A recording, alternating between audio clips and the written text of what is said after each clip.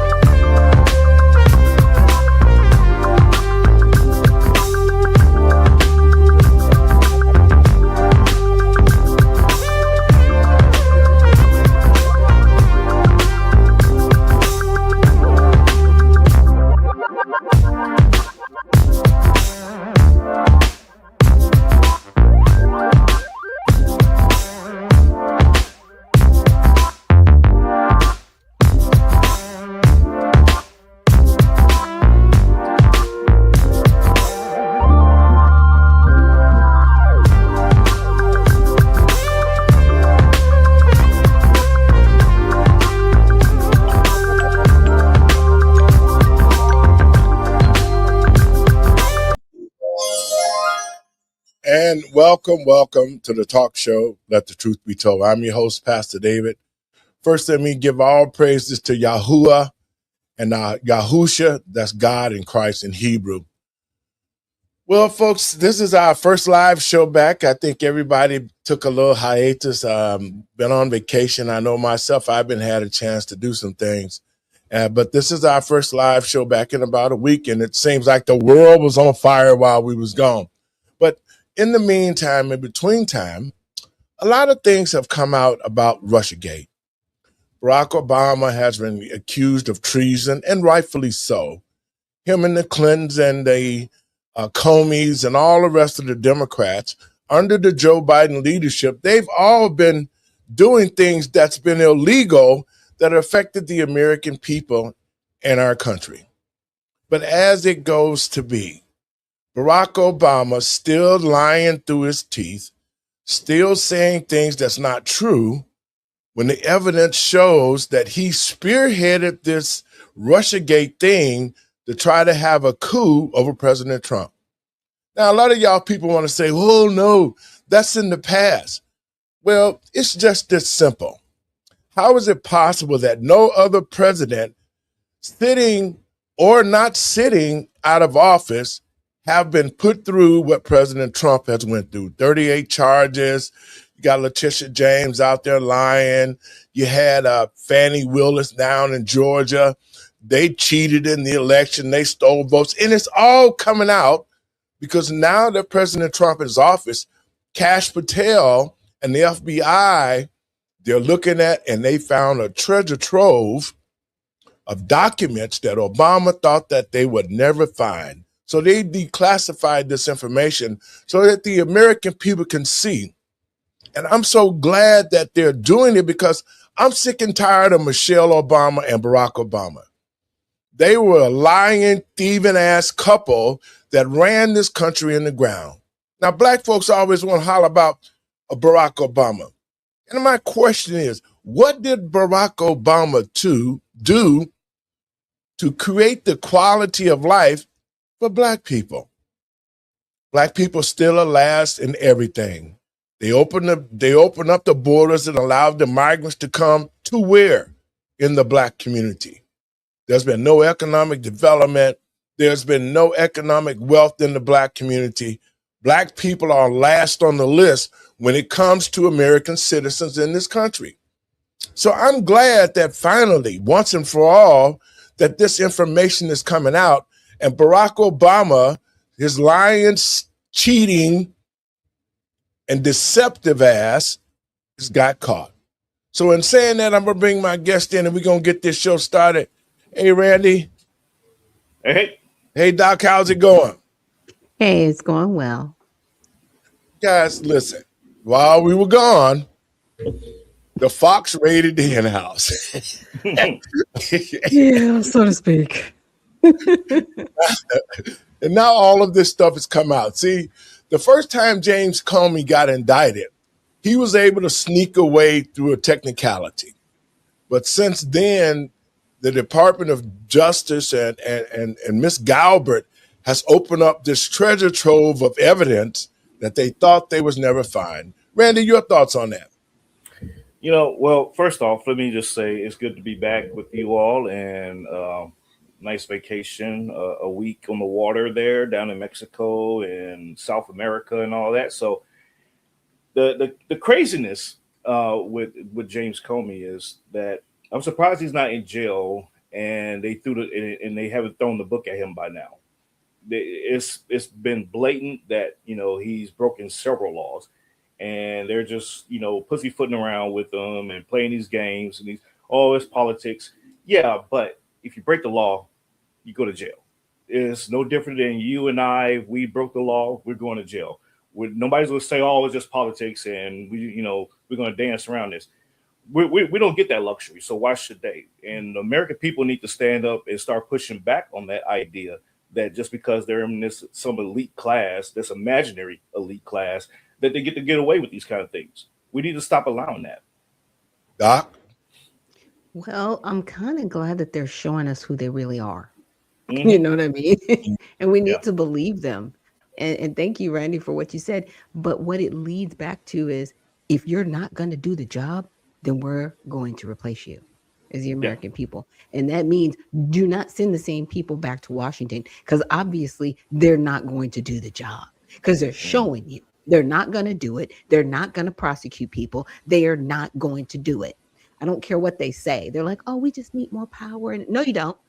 No, you don't. You got all three. You got all three chambers. I don't want to hear Yeah. it.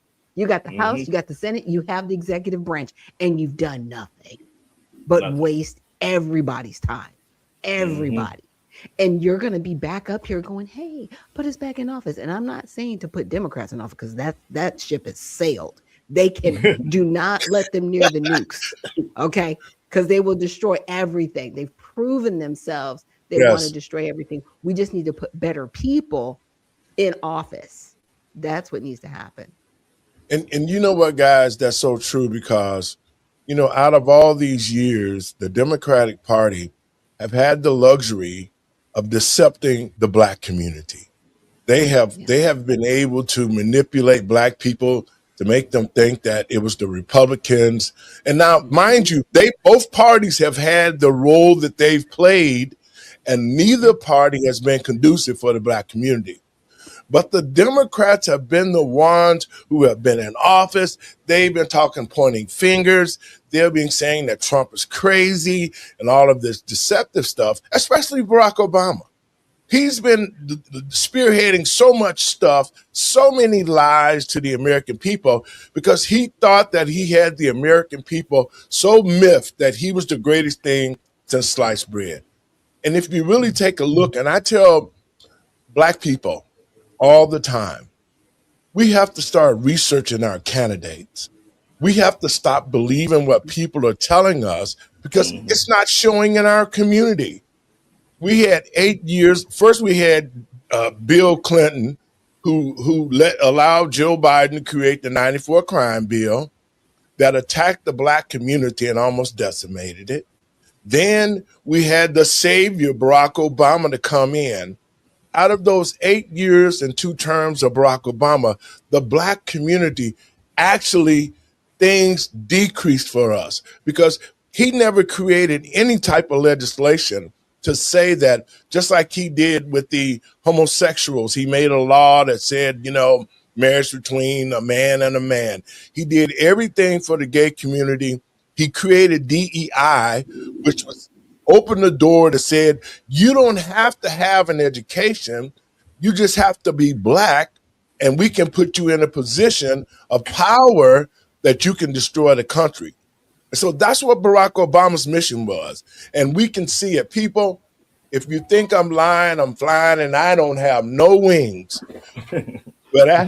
but after I saw what Barack Obama did in his first term, and I know Barack when he came to Chicago, and he was telling black people anything that they wanted to hear to get in office. As a matter of Hey, fact, go ahead, Landy. I was just not to cut you off, but Barack Obama was just here yesterday in Austin, where I'm at, and he was Oh campaigning yeah, with he James was camp- Tallarico. yeah, James Tallarico and Gina Hinojosa, and Hmm. it's the same old playbook. And you're absolutely right. You know, he's going around saying, woos in the audience with these elaborate words, and his charisma and all that. And that's what he's training James Tallarico to be. James Tallarico they're already calling him an Obama 2.0 around here. They're already doing that. So so Mhm. now it's like, now you're really showing us who you are, because you brought Obama in and saying, look, here's my daddy. Here's my Yeah, daddy, everybody. Yeah, And the two it's men just that are craziness. okay with men being in women's bathrooms and women's spaces, they don't want you to Yeah. think about that part. Yeah, yeah. And yeah. he's an apostate. The Tallarico calls himself to be A a pastor. pastor, and he's saying all kinds of crazy stuff, talking about some God is Mhm. not binary, and it's just like, Let me say this to you guys as a pastor. As a pastor, we don't condone, as a man of God, we don't condone homosexuality. That's not Thank in the Bible anywhere. As a pastor, we're supposed to stand up for righteousness. It is our responsibility when we see things that are going on wrong in the White House, we're supposed to get together and make it right. And so, what a lot of pastors have done, they've given their authority over that Christ gave us to rule the world. And this is really a sad time for the ministry. A lot of pastors are out here, like Jamal Bryant and some of these other pastors, who are using scriptures in the King James Bible. And King Mhm. James, not only was he a homosexual and a pedophile, at the Nicaea, that's when they changed the Bible, because there's no such thing. Jesus is not Christ's name. It's Yahusha. That's his name. I use the Hebrew Right. language. He was the God of the Hebrews. That's why I say Yahusha. That's his name. mhm. And a lot of people got fooled. There is no such name as Jesus. It was all done when the Romans took the Bible with Constantine. And this is why I tell people, you have to research these things. Yeah. It was Constantine and the Roman Catholics who came up with the name Jesus, which does not even translate back to Yahusha. Yahuwah, which is God, Yahusha, which is Christ. How do you get a J out of a Y? So people need to start researching and understand that the Bible has been tampered with, and you have to seek salvation for yourself. But the point I'm making is this: pastors have given their authority over to politicians for money, Mhm. fame, Come on now. and the name. And so they've allowed people, God's people, to wonder. I'm definitive about what I do and what I say. I'm coming from the Bible, from the real Bible, the Ethiopian Bible, which has not been tampered with. You're going to get the full true word. But I'm appalled, guys. I really am. And I feel sorry for the American people and people across this country who have pastors who get up on Sunday and they preach these elaborate sermons, but never do anything for the community. And that's the Mm. saddest part, because if the men and women of God actually did things in the community, especially the Black community, we would see our own economics. We would have our own banks, our own schools. We wouldn't be sitting around here having to fight with people to say that, well, you're graduating. It's sad that our young people are being dumbed down because half of them are coming out of high school and they can't even read or write. Yeah, yeah. They can't count. They can't do nothing. So And go ahead, No. Randy. and you're right. They can't read or write, and the school system, unfortunately, is trying to make that look like that's a cool thing. Well, we got Yes. AI, you got Mhm. this, you got that, Yeah. you got these different tools to your disposal to help you along the way. Never mind that you can't do it No, on it your own. creates You got these dependency. tools, and so Yeah. we gotta be careful, ladies and gentlemen. Parents out there, do not let these institutions, these failed institutions, Mhm. tell you that it's okay that your child can't read or that they can't write or they can't do basic math. They gotta put in their phone, Mhm. how much change they gotta get back to you. Exactly. This happened to me the other day, and I'm looking at this girl. I said, "It's $3." Like, the change is $3. Like, Right. you said $17, and I give you a But 20. like, And she's doing this. Oh, Yes. I said, "Are you serious? $3?" Yeah. She's like, and she just looked at me, that and is she wanted to like basic verify. math. Yeah, Yes. and she wanted to verify. She's Wow. like, "Oh, let me double check that." I'm like, "I've been doing this longer than you've been alive. It's $3. Trust me. But It you know didn't what, change." guys? Wow. But you're not wrong, It's because we crazy. went to this Yes. same thing at the store. My husband and I, we had a transaction. I think he messed somebody up because it was, I think, like $10.56. And so he gave her like $11.06. So you get 50 cents back.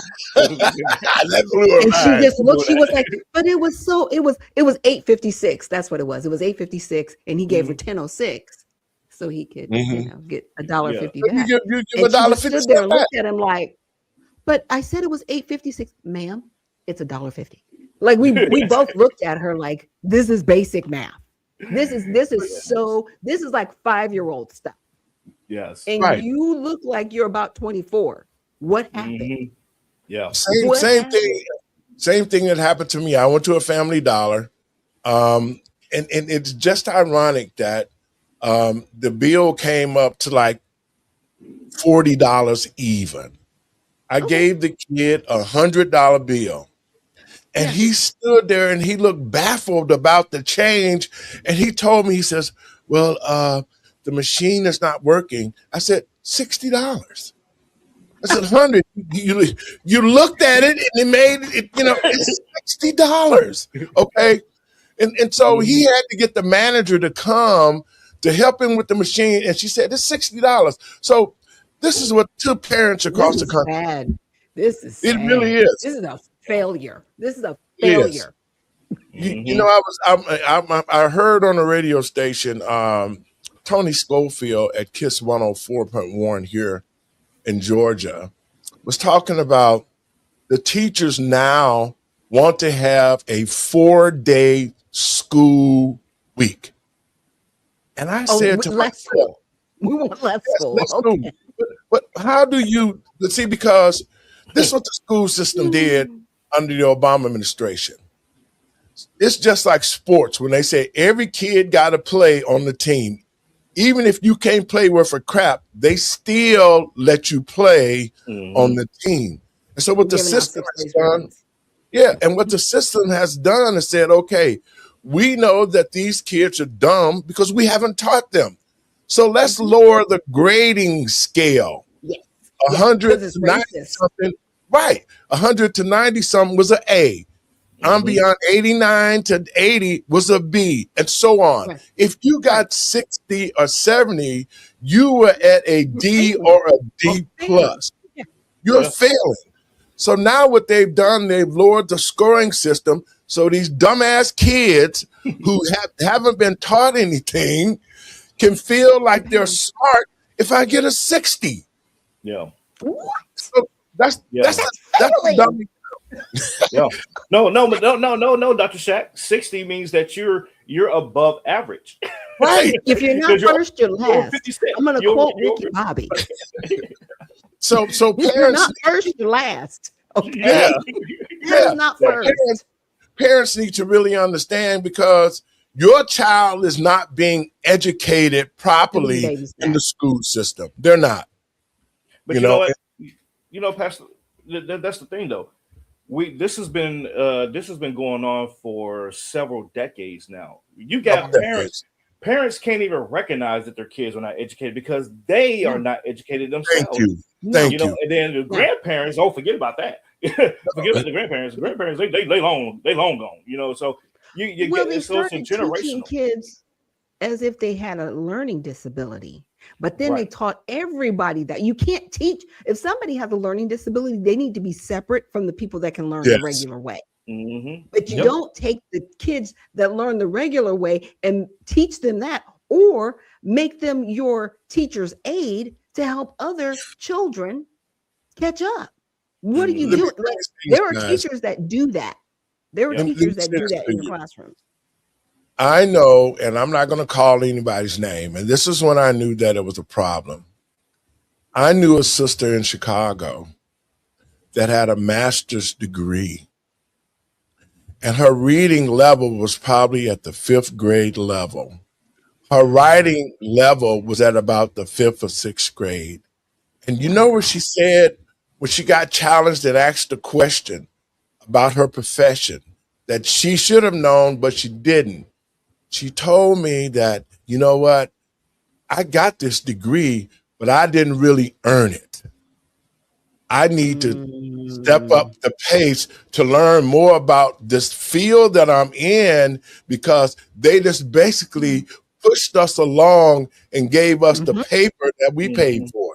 Mm-hmm. Yes. Yeah. So, but Yeah. they stopped people and the parents of these children who got these college degrees. They don't know jack about the field that they got the degree in. They And don't. some of them, and when they get these positions, if it wasn't for the fact that they knew somebody that would help them Mhm. get into these Right. offices, they couldn't hold a job because they had no learning of the degree that they had gotten, guys. And Right. and those are the educated fools that have children now who are pushing them through school, and they not learning nothing because the parents don't learn nothing. So, Yeah. we got a lot of work ahead of us if we're going to create academics in the Black Yes. community anymore. Yeah. You Yeah. know, And it's up to us. It's nobody else's responsibility. And that's what people need to understand. It's not up to the school. The school, no, they're just paid babysitters at this point. That's all they are. Mm-hmm. They are not well, Yep. educators. They're paid babysitters, and they need their money taken from them if they're not going to educate the children. yes, Dr. Shack, I'm gonna correct you there. They're not paid babysitter. They're paid What was the word? activists. yes, Okay, they're They're paid paid. thank you. activists. They're paid Babysitter activists. activists. Yeah, and but you're absolutely right. You're absolutely right. But they're activists, and I was just watching a Mhm. clip out of Baylor.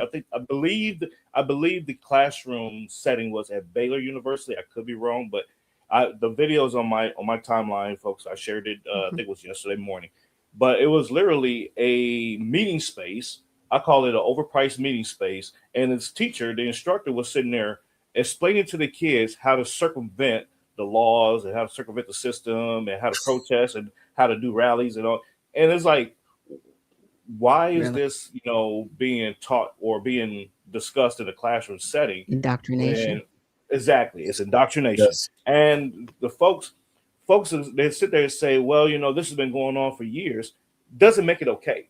Just No. because it's been going on, or just Right. because that was just a 5 minute segment, that was 5 minutes that somebody in that classroom could learn about Aristotle. That was 5 minutes that somebody could have learned, hmm the Pythagorean theory. Theory. Right. So But there's so many different things that could have been done useful in 5 minutes yes. of that discussion that was not taken advantage of. But you want to teach Right. these kids how to be activists and how to break laws and stuff. But they're more It's crazy. controllable. If Yeah. yes, they're activists, they're more If they're activists controllable. and they're If you dumb, can yes, and just they're get dumb. them feeding off of feelings and energies and yes, emotions, and they have Hmm. no idea what the words mean, they just know trigger words, right? yes, And they yes, can feed off of that. It's almost like Hmm.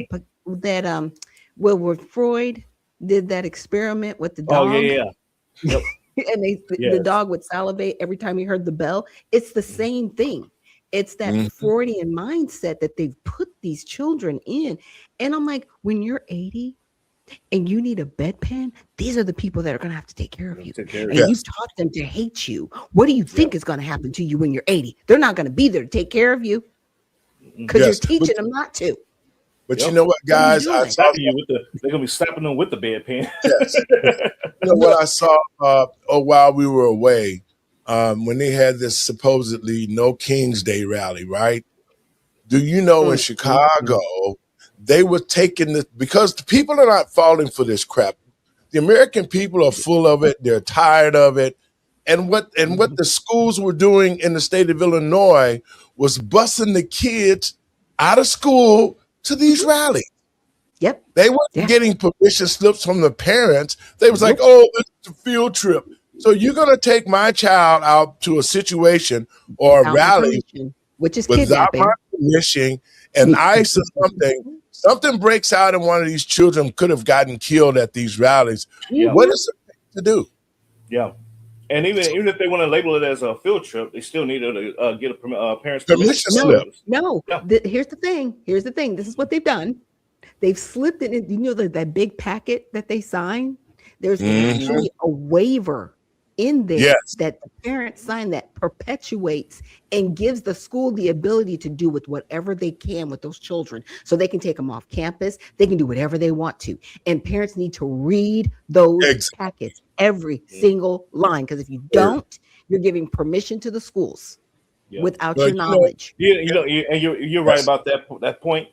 And the way the schools will do it also is they make it where it's not a choice but for you to sign it.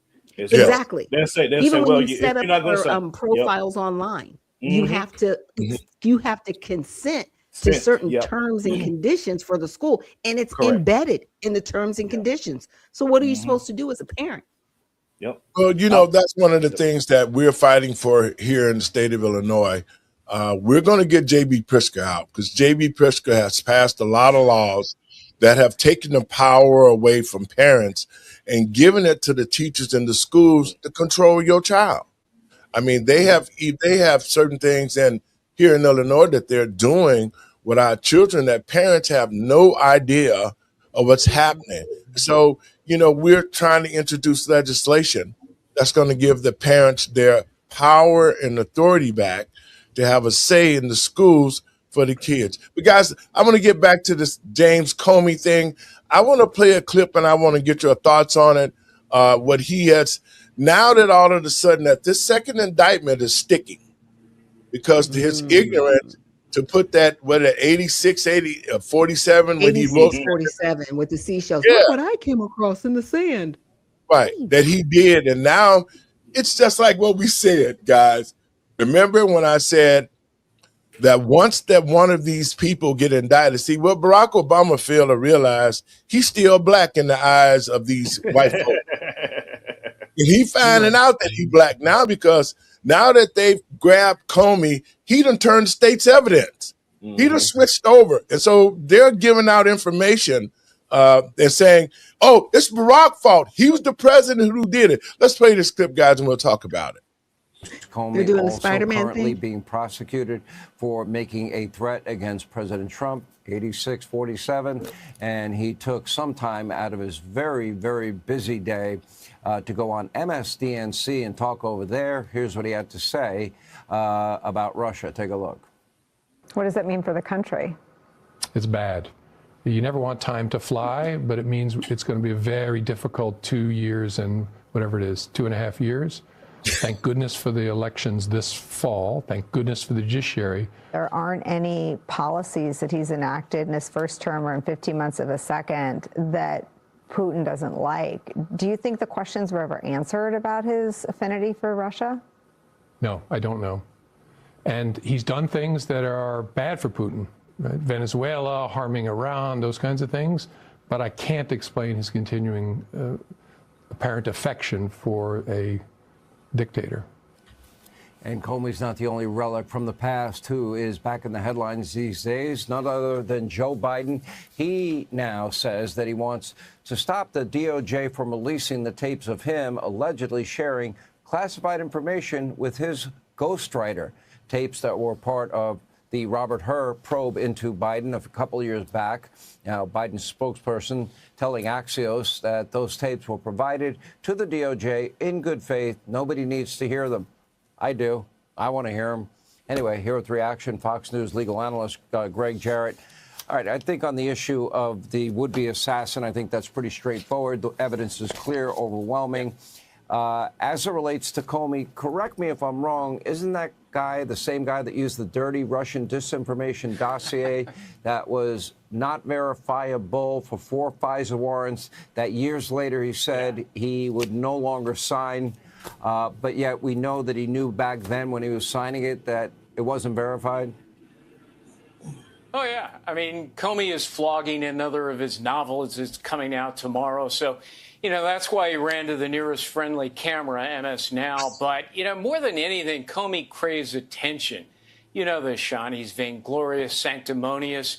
But he's also obsessed with Donald Trump. So, I watched the interview. It was a coddling interview today. He spent all of it trashing Trump and sermonizing about the misdeeds of justice and pontificating about ethics, which is perversely ironic and comical coming from, as you point out, Sean, the man who promoted the most notorious lie in American history, the Russia hoax.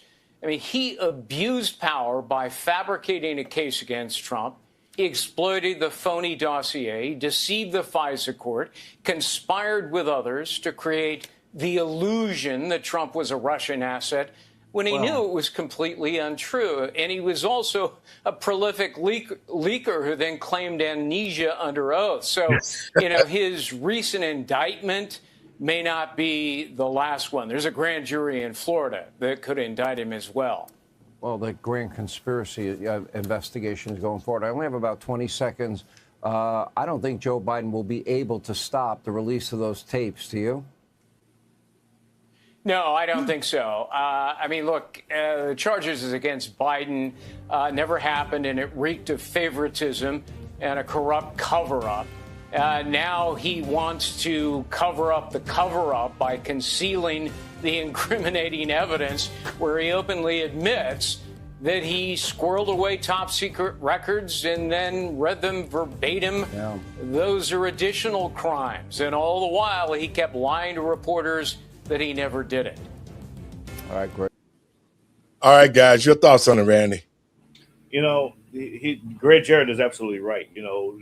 Trump is living rent free in Comey's head, and the MSDNC, MSNBC, MSN now, whatever they call themselves, they're pandering to Comey because they know he's in trouble, and they got to stay friendly with him because they're like, he might turn around and turn state's evidence on us because we've been colluding with all of this too. We've been shelling out this information, this bad information over the last few years as well. So they're just as complicit. So it's like, well, Comey, hey, best of luck to you, but thank you for your service to the country, and go get him, Tiger. And so it's just crazy to me. But hey, I what I foresee happening is the dominoes are going to start to fall. Yes. Comey is just a linchpin to all of this, and once he's out of the picture, everybody else is going to start pointing fingers at each other, and Barack Obama is going to be like, "I ain't telling him to do any of that." And Joe Biden, matter of fact, he's the one who's orchestrating all of this. I just let it happen because I was busy with other things. That's going to be the narrative next, because Joe Biden is old and he's going out of he's fading off into the sunset. He's going to be the fall guy. Mark my words. Doc? Yeah. I think there's going to be a Machiavellian thing that happened. I think all of a sudden somebody's going to, drift off into the sunset for real. So it all goes away. Do you know what I'm saying? While still being alive. You know what I mean? They're going to Machiavelli this whole thing because there's nothing else that they can do. And dead men tell no tales.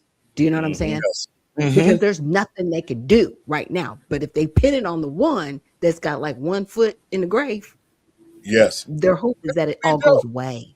I'm just saying, DC is a mess.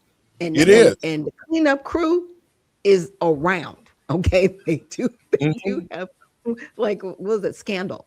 That show Scandal? And they were like fixers. Okay. Fixers exist. I'm just saying, who's gonna fix this? It's gonna be. Let me say this, to guys, me, that's the only way they fix it. That's their only way out. Joe should have never been the president because he was incompetent. No, absolutely not. The Alzheimer's had Joe, and they had several other people who was posing as him. I mean, it's all coming out. Documents. Signing the auto pen was the president. So yes. All of this stuff, when Joe got caught, and this is why I say that Barack Obama is not safe because when they went after Trump for having documents at Mar-a-Lago, Joe had all these documents, secret documents, at his house in the garage with the Corvette. And so when With Ben the Hur, door at the front door of the garage, by the way. right. And when Ben Hur, the special prosecutor, found all this evidence, he should go to jail too. Because his recommendation was that, well, you know, Joe is old. So, you know, he made these He found them mistakes. in one more place than his house. They were also at a school that he had All spoke over at. the place. But Stuff they everywhere. didn't arrest Joe, but then in turn they arrested Trump. And to the American people and patriots across this country, what's good for the goose is good for the gander.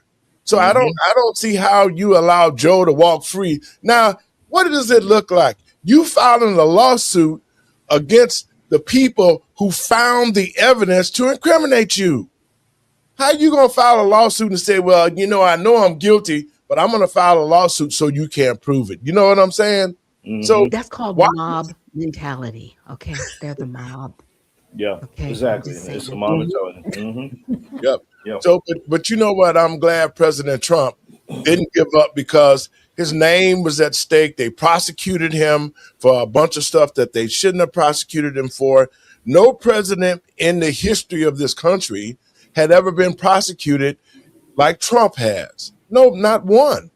Even though they did heinous crimes and heinous things, they still was never prosecuted. But it was all done under the Democratic Party leadership with Joe Biden and Kamala Harris and all the thieves who were actually stealing and committing crimes and pointing fingers at people who were saying, hey, that's not right. So it's rightfully so that Joe is going to be indicted.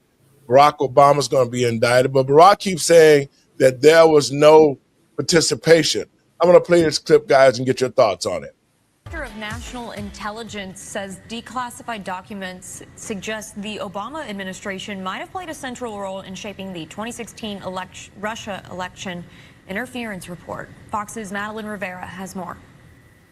DNI Tulsi Gabbard says she's referring these declassified documents to the Justice Department. She argues the intelligence community under the Obama administration changed their tune regarding Russian interference in the 2016 election. And Gabbard points to this material in which intelligence officials state Russia is probably not trying nor have the capability to influence the election by using cyber means. A draft presidential daily briefing shared among officials on December 8, 2016 says Russian and criminal actors did not impact recent U.S. election results by conducting malicious cyber activities against election infrastructure. The next day, the Obama White House gathered top cabinet officials for a National Security Council Principals Committee meeting. These included former DNI James Clapper, John Brennan, and former National Security Advisor Susan Rice. After that meeting, Gabbard says there were leaks alleging that Russia intervened in the election to help President Trump. President Obama and his team, he directed a manufactured piece of intelligence that detailed not if, but how Russia tried to influence the outcome of the United States election that President Trump won in November of 2016. This document was then used as the foundation for everything that came next. Gabbard says what happened next was a years-long coup against President Trump. But Democrats are calling Gabbard's accusations baseless. They point to a report released by the Republican-led Senate Intelligence Committee in 2020. Democratic Senator Mark Warner says the findings reaffirmed that the Russian government directed extensive activity against U.S. election infrastructure ahead of the 2016 election, and that it used social media to conduct an information warfare campaign in order to benefit Donald Trump. The report, though, concluded there was no evidence any votes were changed or that voting machines were manipulated. In Washington, Martha Rivera, Fox News. You have an intelligence report that said Russia didn't have the capacity to do it. And then y'all spun it. You lied to the American people. Billions of dollars spent pushing this narrative that you put out there. And then you're going to turn around and say, that never happened. The Democratic Party needs to be disbanded. I'm sorry. You need to be disbanded, and everybody needs to go to prison. that's been perpetuating this stuff. This is no longer propaganda. Like this is just a suicidal mission to destroy the country. That's it. Yeah. Your thoughts, Randy? Along those lines, Dr. Shack, I would say that not only should the Democrat Party be disbanded for that, but every single member should be fined and their pay stripped so they can pay back the American people for this house that they put on. Yeah. That's how you hold people. No, nothing. Yeah, you get naked. you get your drawers that you got on, and that's it. And go and sit down somewhere because that's it. You gotta go. That's how you start holding politicians accountable. And you know, I write about this in my book. You know, talk about how the politicians out here, they sit here and they perpetuate a lie. They fool the American people, and nothing happens to them. They get reelected, they get bigger paychecks and everything else, and they just laugh at us. But if you start actually holding these folks accountable and saying, "Hey, you know what? We're finna not only get somebody to run against you, but once they win, we're going to prosecute you because you'll be no longer have that shield of cover over you. We're going to prosecute you and make you pay back everything that you have taken from us." So that's why you got to start holding people accountable. But you know what, guys, let me tell you something. Obamacare was the biggest farce in the history. One of the Senator Kennedy, after they did the research and found it, Barack Obama has gotten over $120 million out of Obamacare, and it really did nothing for the seniors. So the Democratic Party found all sorts of loopholes and ways to steal money from the American people through foreign aid, the Department of Education, DEI, the Energy Department, all of these departments, nothing but slush funds for the Democratic Party. And both of you guys are right. Now that this stuff is coming out, the American people need to see it.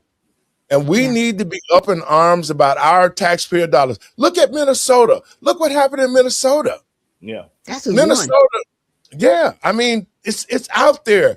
They are lying, cheating, and thieving and sending money to other places. Look what happened in Iran. Barack Obama gave Iran $9 billion in cash. He didn't give the black community not one penny. Not one penny. But so Barack Obama's the greatest president ever. That happened. And you know, it's interesting because as much as people claim to be Christians, especially in the black community, I'm just saying, why are you idolizing this man? And we're not supposed to have idols. And I'm not giving people on the Republican side a pass either. I saw that golden statue of Donald Trump. Y'all stop that. But I thought that was fake. You got sodomy going on in the black church, and you're caping for it. You got all this nonsense going on under the Democratic Party. Really? Well, you know, a lot of pastors have been caught up with the Democratic Party because they've been getting the money that the Democrats dole out to them. And so with the faith-based initiative and all the money that they was able to give pastors, that's why you don't see a lot of pastors who take this money, you don't see them coming out saying all the wrong things that they've done.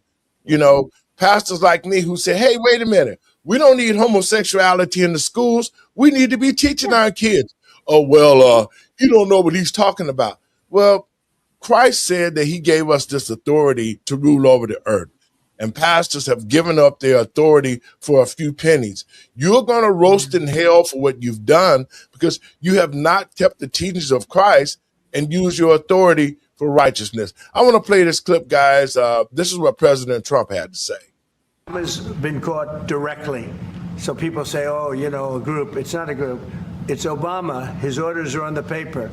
The papers are signed. The papers came right out of their office. They sent everything to be highly classified. Well, the highly classified's been released. And what they did in 2016 and in 2020 is very criminal. It's criminal at the highest level. President Trump today calling out former President Obama after DNI Tulsi Gabbard sent a criminal referral to the DOJ related to her claims that Obama-era officials manufactured and politicized intelligence to create the Russia collusion narrative in 2016. Intelligence that those officials have said they had great confidence in. John Brennan and Jim Comey and I are part of the group that were tasked by President Obama to put together all the reporting we had on the Russian interference, and which we did. And then, of course, on January 6th, we issued our intelligence community assessment documenting the Russian interference, in which we had very high confidence in the evidence that we presented. Gabbard also teeing up that there will be more declassified documents coming this week. Ahead of that, here's what we've learned so far. December 7th, 2016, the assessment reiterated that Russia did not tamper with election infrastructure. Just one day later, the editor of that assessment canceled the brief, quote, based on new guidance. By December 9th, 2016, Obama convened National Security Council principals and ordered a new assessment. And on January 6, 2017, the new unclassified assessment was released. Obama's office today firing back, issuing the following statement. Out of respect for the office of the presidency, our office does not normally dignify the constant nonsense and misinformation flowing out of this White House with a response. But these claims are outrageous enough to merit one. These bizarre allegations are ridiculous and a weak attempt at distraction. Nothing in the document issued last week undercuts the widely accepted conclusion that Russia worked to influence the 2016 presidential election but did not successfully manipulate any votes. These findings were affirmed in a 2020 report by the bipartisan Senate Intelligence Committee led by then-Chairman Marco Rubio. Joining me now to react is the Director of National Intelligence, Tulsi Gabbard. Director Gabbard, give me your response to what we heard from former President Obama there. He's saying that none of this makes any sense, that this is a distraction. What do you say to that? It's the art of deflection coming from former President Obama, as well as his friends who are still in Congress today, and Senator Warner and Congressman Jim Himes, really all basically saying that exact same statement, which doesn't actually address the issue that was revealed in great detail in the over 100 documents that we released last week, in the documents that we will be releasing later this week, that point to the undeniable fact that you laid out in your introduction to this segment, is that the intelligence community had one assessment, that Russia did not have the intent or capability to try to impact the outcome of the U.S. election leading up to Election Day. The same assessment was made after Donald Trump was elected by the American people as president in 2016, defeating Hillary Clinton. And it wasn't until after that pulled President's Daily Brief document that you referenced that the Principals Committee was called in the National Security Council, and President Obama then directed Obama's ODNI, DNI James Clapper, to lead the effort to create this new intelligence community assessment that detailed not if, but how Moscow attempted to influence the outcome of the U.S. election. So this is the thing that I think people should pay attention to, is neither the message from President Obama's office, neither the statements coming from Democrats in Congress today and their friends in the propaganda media. None of them are addressing this fact that there was a shift, a 180-degree shift from the intelligence community's assessment leading up to the election to the one that President Obama directed be produced after Donald Trump won the election, that completely contradicted those assessments that had come previously. The second thing I want to address that's very important, Laura, is that you in the clip that you played, you saw John Brennan, James Clapper, James Comey stated with high confidence this January intelligence community assessment that they drafted at the direction of President Obama. The fact is that they used already discredited information like the Steele dossier. They knew it was discredited at that time, yet they used it as a source for this document that they claim to have high confidence in. They used intelligence that some of these intelligence community professionals rejected previously because of the lack of credibility and the lack of the ability to vet with any kind of confidence whether or not that information or intelligence was accurate and could be used for an assessment. There's a long laundry list of facts and intelligence reporting that directly contradict the statement coming from President Obama's office and those who are trying to deflect away from what actually happened, which was after Donald Trump was elected. Led by President Obama, there was an effort to create a document that would serve as a foundation for what would be a years-long coup against President Trump, therefore trying to subvert the will of the American people who sent him to the White House in 2016. Well, it's amazing that you are now releasing all of this. And Tulsi, I have to tell you, for those of us who lived through it, thank you. I think it's great that we're getting this information out. You say there is more information, there are more documents to be released. Anything you can tell us on that? We will be releasing these documents shortly in the wake of the release that we did last week. I'm very encouraged by the fact that we have whistleblowers coming forward who are intelligence community professionals who were there when this happened and who were disgusted by it and are heartened at the possibility and the hope that the truth will see the light of day. And of course, the most important thing is that the American people see accountability, which is why we're referring and have already sent all of the documents that we have currently and any others that we get in the future to the Department of Justice to bring about that accountability, to ensure that the integrity of our democratic republic exists, that the American people can have faith and trust that who they vote for in our elections to be elected will actually be respected by those who are leaving power. Your thoughts, Doc? I see you down there jumping at the Look, what people have to remember first and foremost is Tulsi Gabbard. She served this country valiantly. She is former military. That's number one. Number two, she's also a former Democrat. So if anybody had some skin in the game to go against Donald Trump, it's her, and she didn't. That makes her an honest person. It puts a target on her back by everybody, right? Because the fixers, they're out there like, hey, we're going to come after you, but she's still following the truth. Here's the deal. How are you saying that none of this is true when we have the document? Like, we have the document. Like, everybody can read this. And you're like, that's not true. Don't believe your lying eyes. The gaslighting is intense. It's over the top. Like, this is why we need to reverse the Smith Modernization Act. This is why Obama did this. He did this so they could do what they're doing right now. So they could muddy the waters, just create enough distrust so people don't know who to trust. Randy? I echo. And, I will add that y'all remember the Hunter Biden laptop scenario? Yes. And how the whole intelligence community came together and said this is a Russian disinformation and this is not true. So do you really think that the American people is that dumb to believe that this is not true? They really think so. We're that dumb. Yeah, it's crazy that Obama is sitting back saying, well, we're just going to say it's misinformation. That word should be like eliminated from the American vocabulary system because it's either you're lying or you're telling the truth. There's no misinformation. What is misinformation? What does that even mean? And that's the thing that I have to ask people. It's like, when you say misinformation, what does that mean? They're like, well, it's not true. Then say it's a lie. Say everything about it is a lie. Alternative facts. Yeah, that's another one. It's like a lie dressed up in a pig in a blanket. It's like we're coming up with these words to try to distract from what it is. It's a lie. Now my brain is like, wait, he said misinformation and disinformation.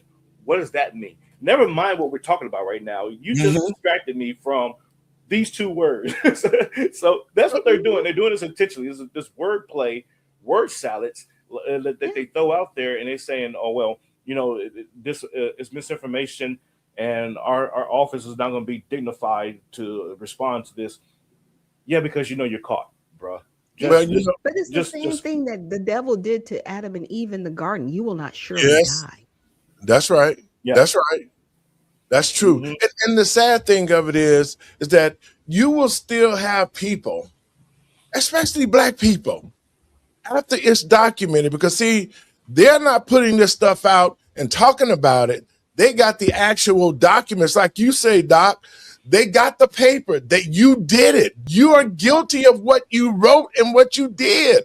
And yet you hear Obama talking about, oh, no. That's not true.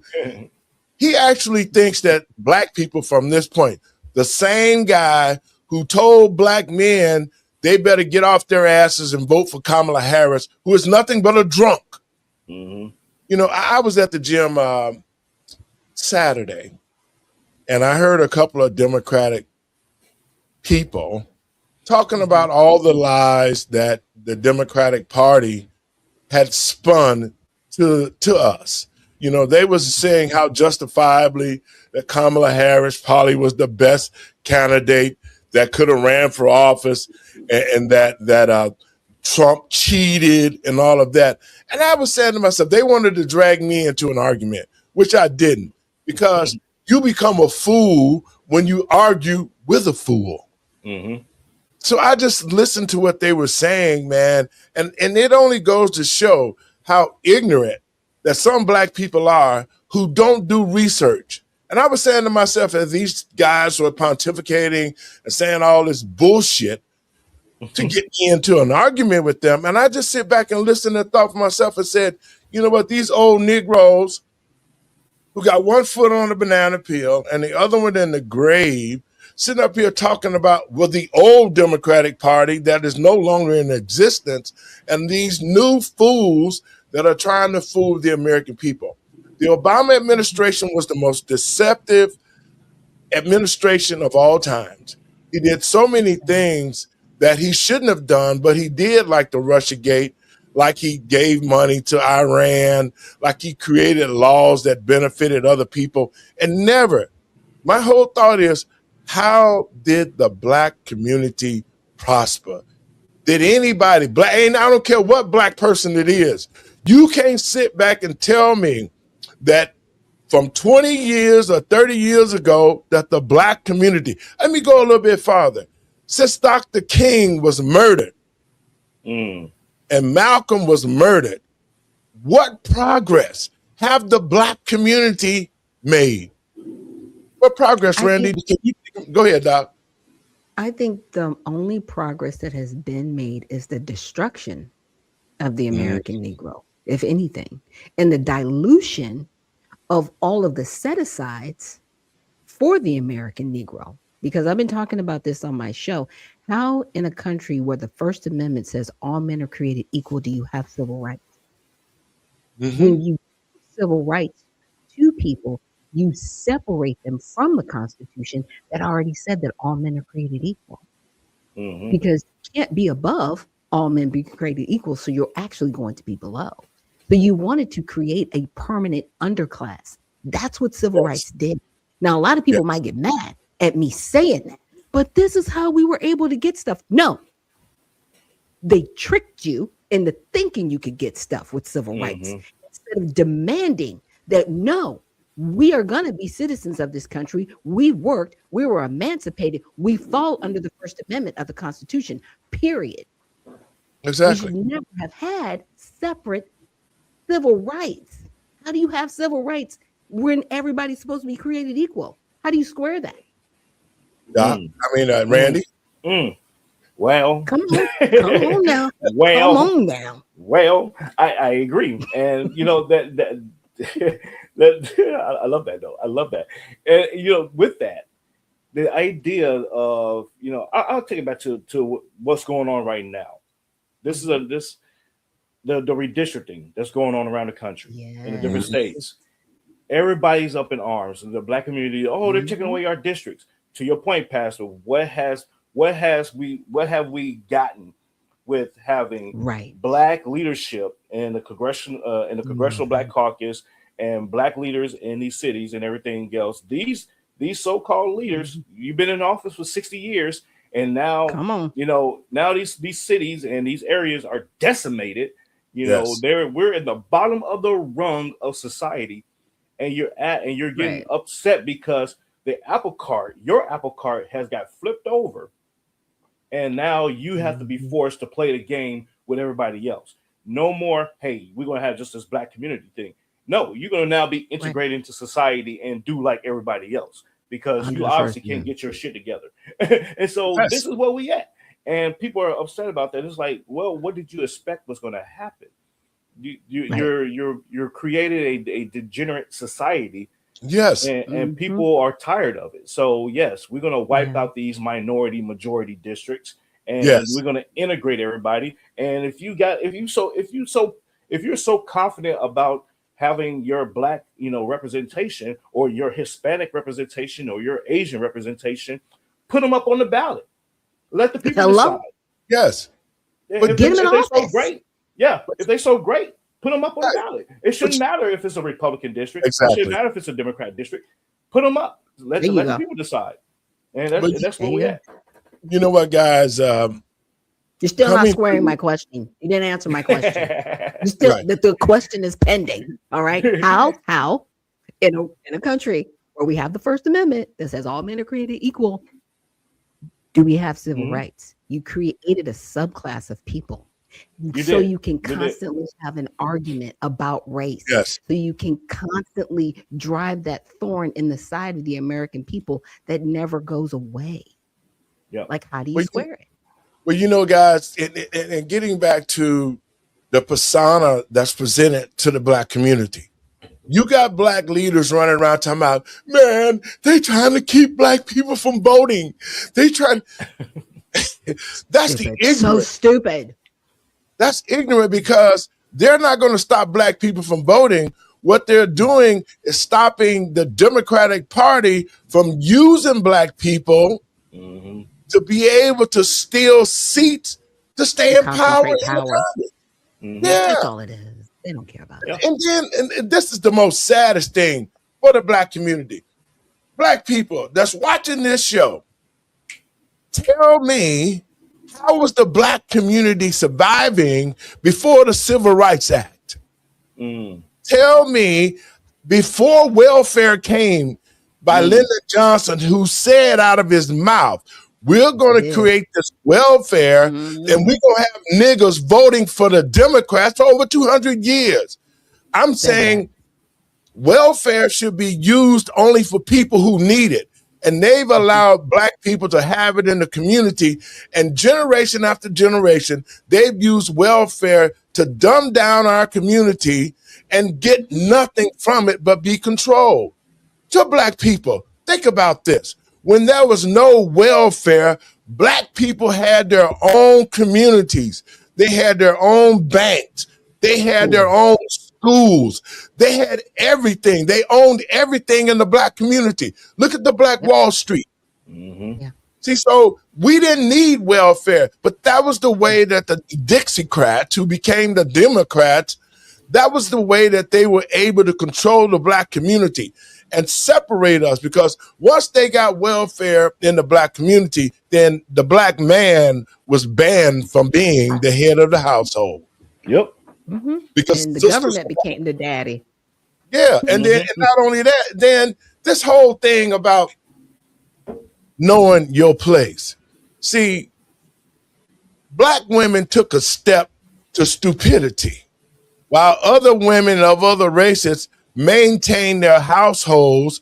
The Billie Jean King thing that came along, we gonna burn the bra and we gonna have women rights and we gonna do this and do that. But at the same time, white women were still respecting their households and their husband. Black women were receiving welfare. And receiving welfare. And Black women was telling Black men, if you ain't making the money that I'm making, you can't head the household. I got to lead the household. I got to wear the pants. So they created this void in relationships, but guess what else they created? They created weak-ass men. That's what they did, because a woman can't raise no man. And to y'all women out here talking about the men today ain't got this and ain't got that, well, guess who raised them and guess who produced them? Women. That's who did it. Come on. So we're here because of our own stupidity and our own lack of knowledge, that we've allowed these personas of, well, you know what, we the women and we got to take over the control. No, what you did was let the government separate you from real black men, and then the government also made it impossible for black men to really be the head of the households. Randy, do you remember, and y'all check this out, we got one more clip to play. Do you remember how they tried to feminize real men by saying, you can be Mr. Mom? Mm-hmm. Oh, yeah. Let the wife go to work and you just stay at home and take care of the kids. Mm-hmm. I knew a couple like that. I knew somebody like that. I knew a lot of them like that. And you had niggas, lazy ass men sitting at home cooking with an apron on, trying to be the one. They reversed the roles in the black community because white folks didn't do it. White folks didn't do that. No. Some of them did. Some of them did. I met a couple. Yeah, it was across the board. It was across the board. Look, that one cleared all races. Yeah, that was the rise. That was the rise of the independent woman, and it was like started in the 90s. You know, there was the rise of the independent woman, and you had shows. You had shows that perpetuated that. Yes. You had Living Single. You had even movies, Mrs. Doubtfire. You had all these different. What was the other? It was another show around that time that came on where it was like Designing Women.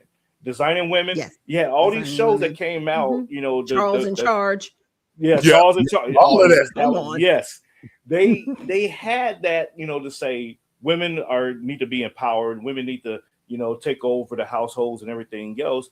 And the men were like, "Okay, dear," and I'm just gonna or making them look stupid, like on Roseanne. Or yes, Roseanne, And so this was by design. This was when we talk about systemic. This was a systemic operation. It was by design to kill off the masculinity in society because they wanted to have control over our kids. That's what it resulted. That's what it ultimately boiled down to. You eliminate the guys, you eliminate the masculinity, you eliminate, the man being in charge and being the leader, the protector. Eliminate that, then we could get to the kids and mold them and craft them to be who we want them to be. And the women will follow.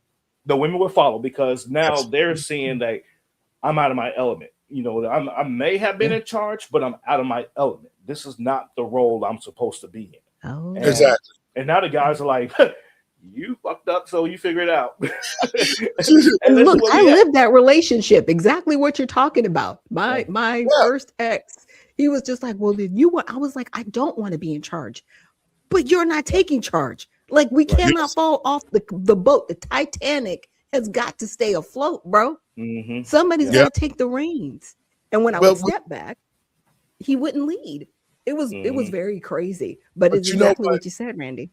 But you know what, guys? This is when, like you said, it started in the 90s. And it really got bad because what they did was when men was out of power and then they decimated the black community and pulled all the economics out. Then they introduced the crack cocaine. Mm-hmm. They brought the guns in and they was like, oh, you can be a man, just get a kilo and sell it and make money so you can take care of your family. The psychological trauma that was played on the black men in the 90s who were in prison. Guys are in prison, still in prison right now under the Joe Biden crime bill. These men don't have a clue on what the family structure's like because they have been thrown in prison. They don't even have a clue on what to do. When a lot of these guys come home, what are they going to do? They killed the educational system and the prison system. So you come out and you go, it's a perpetual revolving door. Yeah, black men get out for a while, you do something. You can't find a woman because you can't do nothing. Ain't no woman going to have you because you're up from prison. And so it has been an attack on the black man and the black family. Really, it took a whole effect in the 90s. And this is the saddest part for me. The most saddest part was Barack Obama got in office and said, guess what, guys? God is wrong. God is crap. I don't want to hear nothing from God because God said that marriage is between a man and a woman. So guess what? I'm going to create a law that says marriage between a man and a man is valid in the country today. See, just because Just because somebody made a law that said marriage between a man and a man don't mean that it was right. And it wasn't right in God's eyes, because now look at us. We've almost destroyed. I'm going to play this clip, guys, and we're going to get out of here. This last one, really got to play it. Special report and Fox News chief political anchor. Brett, there's a lot here and a lot of history, obviously, and you've covered this from the very beginning. Your thoughts on this report released today by Tulsi Gabbard and how significant it is and the timing? Headline. Martha, good afternoon. I think it's significant, and I think it's detailed, and I think it is the beginning of what will be more releases. You know, the coverage of this other places has just been a passing glance and basically characterizing it as look at the shiny thing over here instead of the Epstein files. If you look at the substance of this, the substance of what's inside, it is significant. And you were just talking about it with Congressman Jordan about Jim Comey, the former FBI director. I had him on my show back in 2018 for this lengthy interview where I really went into the weeds. We look back at that today, and it's really telling. So tonight on Special Report, I'm going to run a chunk of this that fits exactly to this these documents that are coming out today and that came out the other day. That'll be pretty illuminating if you look back at what the then former FBI director said on Special Report then. Well, I look forward to seeing that interview again, Brett. You know, one of the very interesting things here is the different way that Hillary Clinton was treated as opposed to President Trump. Doc, I want to get your thoughts. I know you got to get out of here, and me and Randy have finished up. Give me your thoughts on what this last clip is saying. Well, you know, they've been trying to pin this on Barack Obama for a while, and he's being protected by people that are stay behinds in the stay behind networks. So, I mean, at the end of the day, just like Fauci, he's going to get off. And I hate to break people's hearts like that, but this is politics. And this is the way that they are going to play the game. Because if he goes down, they all go down. Right? And there are people that are like, I'm not going down for you. So even though I don't want to protect you, I can't take you out. Because I will be caught in your shrapnel because I was a part of this nonsense. Even though we know they all need to go to prison. Now, in a perfect world where we can actually exercise the Constitution and get a new form of government, this is the reason for it. Because we have gotten to the point of complete treason. They have allowed our country to be invaded. They have given aid and comfort to enemies. They have committed treason at the highest level. They all need to go to Leavenworth. But are we going to exercise the Constitution, get that new form of government that we can exercise as the citizenry of the United States?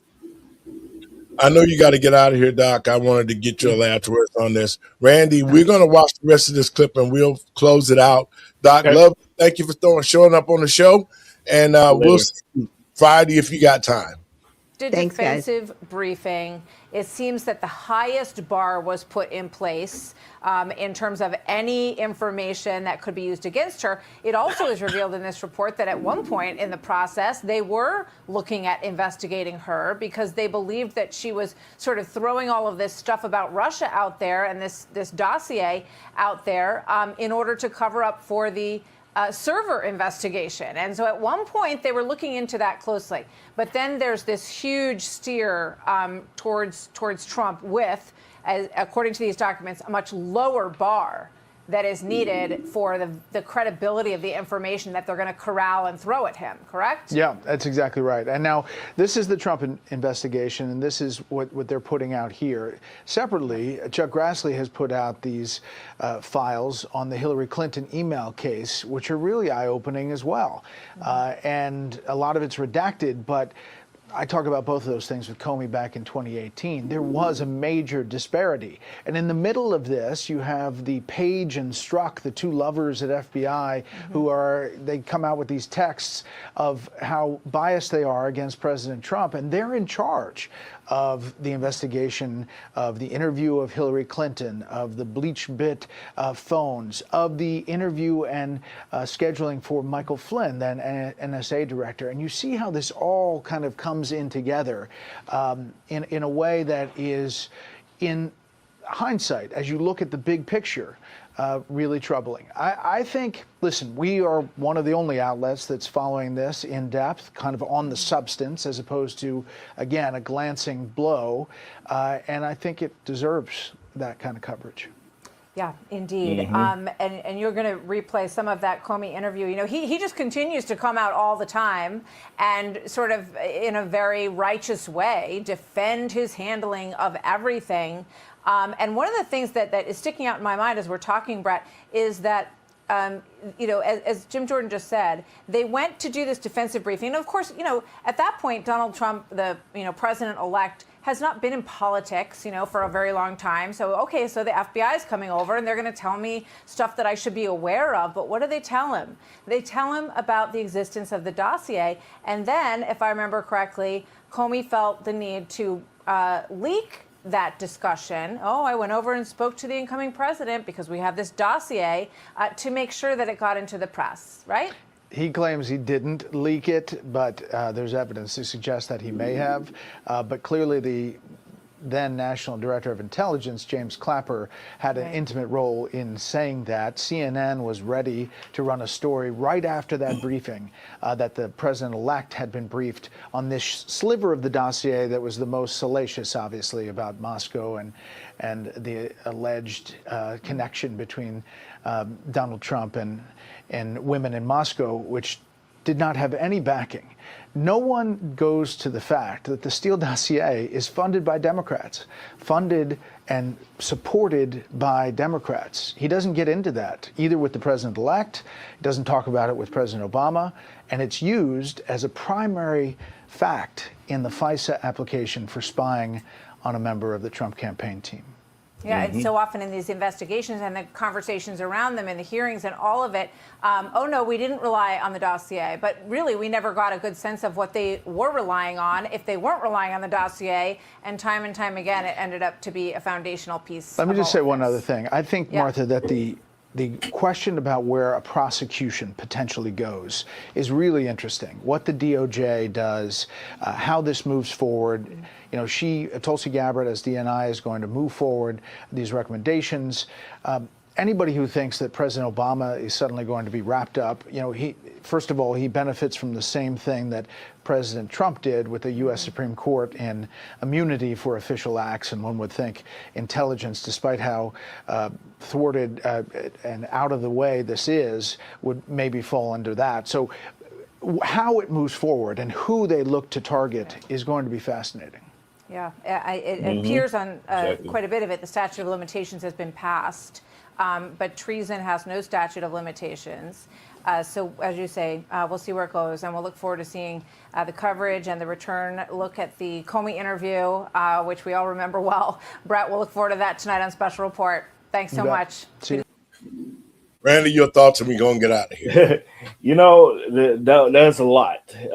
But treason, yes, but it's kind of a high bar to meet in reality. And at the end of the day, I don't think they'll meet that burden of proof, but they'll come really close. And when they do, guess what's going to happen? It's going to disappear because they cannot collapse the entirety of a government of personnel that were involved in this, because then it's like, well, where's the continuity of government? Because we've arrested and exposed everybody that's involved in this. You got to think that's why, you know, the distraction with the Epstein files. Pam Bondi even said, she said the quiet part out loud. She said, we can't prosecute everybody because then everybody will be in jail at the end of the day. So we are just not going to go there and let it go, you know. And so people are pissed off about that. They're like, well, send everybody to jail. Do we really want that at the end of the day? Do we want everybody in jail that was involved in Epstein files? Because then what's going to come of, you know, the rest of the government? We got to have elections. We got to have all kinds of stuff. And guess what? These people will come into office and do the exact same thing. So we're just going to have a perpetuity of corrupt people getting thrown in jail. And yeah, where we're going with this. So I don't know. It's going to be a lot. And to Brett's point, he's right. It's going to be very fascinating to see how this is unraveled, because Obama's not going to go down. It's just a smear campaign to make him, to tarnish his name for the rest of history. That's all that's going to come out of this. And you're so right, Randy, about that. But I think that it needs to happen. It needs, this smear campaign needs to happen. No doubt. And so this way that Black people can actually see the true crook that Barack Obama is. See, they're still holding him in high esteem. Well, Barack Obama couldn't do this and do that. Barack Obama was no more than a liar and a thief and a deceiver. That's what he did. He deceived the Black community into voting for him and Big Mike.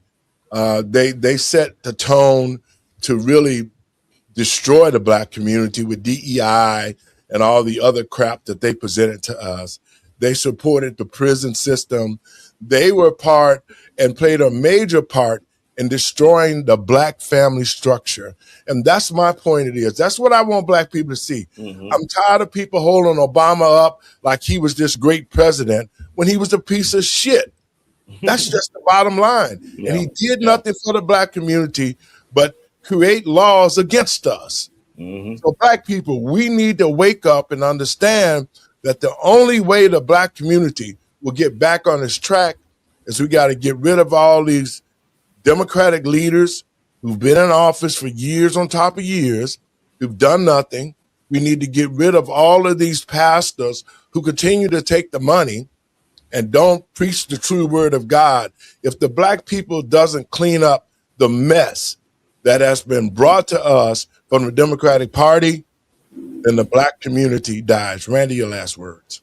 I 100% agree. You know, and the other thing is that not only did Barack Obama not do anything for the Black community, neither did Joe Biden, and he chastised the Black community. If you don't vote for me, you ain't Black. And he ain't doing anything for the Black community. He clearly said, "Hey, I'm going to right this wrong, and I'm going to my first act as president is I'm going to have the Congress repeal the 94 crime bill." Yes, exactly. He could have did that, but no, Black folks, you see that President Trump has done more for the Black community, for all minority communities at that, than both previous administrations combined. And it's crazy that people are still latching on to the Democrat Party as if this is a lifeline for them. It's been your poison pill. Yes, for decades. So it's crazy. But hey, thank you, Pastor, for having me on today. You know, it was great to be back. And folks, don't forget to pick up Polarizing America. It's in stores, or you can order online and get it shipped to you and all that good stuff. And let me know what you think. And I will catch you all on Permanent Associates sometime this week or maybe next week. Well, Randy, I appreciate you coming, and I hope you enjoyed that vacation. I did. Sometimes it's much needed. And maybe let's take a look at Friday. We got to keep the information going to our community and bring the solutions that we need to make a better Black community. Talk to you later. Folks, I want to thank you for tuning in to the show. It's always a pleasure to have the truth being told to you and to the American people and patriots across this country. The truth is coming out. And just like they said, President Obama probably won't be arrested, but we can see that he was part and was the head of this whole Russiagate thing and a lot of other things that destroyed the Black community. To my community, to the Black community, we've been supporting the Democratic Party, and Malcolm X said it the best, that the liberals will only destroy the Black community. The Democratic Party has done just that. You have to admit to yourself that the wrongs that they have done have never benefited us. We don't see economic development in the Black community. We don't see our schools and our children becoming smart academically. They've used the Democratic Party to really, really commit fraud in the mind of Black people. It was the Democratic Party that created welfare. They destroyed the Black Wall Street. It was the Democratic Party who created the Ku Klux Klan. Just like the Southern Poverty Leadership, they've been used DEI, they've used all sorts of deceptive programs to continue to destroy the Black community. So Black people, it's time for us to wake up. Our whole communities have been invaded by illegals. Here in Illinois, J.B. Pritzker have given millions of dollars to illegals. They've allowed them to come into the Black community and set up shop, dope, child trafficking in our community. They've allowed them to open businesses, and now that they're busted, they're saying, well, Black people, y'all need to stand up for us. Nobody has stood up for the atrocities that the Black community has faced. Not even the Black politicians that we've elected. We have people in places that can make a difference, and they won't do a damn thing, and they're Black people. So to the Black community across the country, it's time for us to stand up for ourselves. It's time for us to be self-sufficient. And this is what I mean by Black people. We need to segregate ourselves from others and do exactly what they've done. We need to rebuild our communities. We need to create our own economics. We need to take our money and reinvest it into ourselves. And first, we have to get back to God. Because when you put God first and you seek righteousness, all will be added to you. God bless you guys. Thank you for tuning in. Share it around. And it's time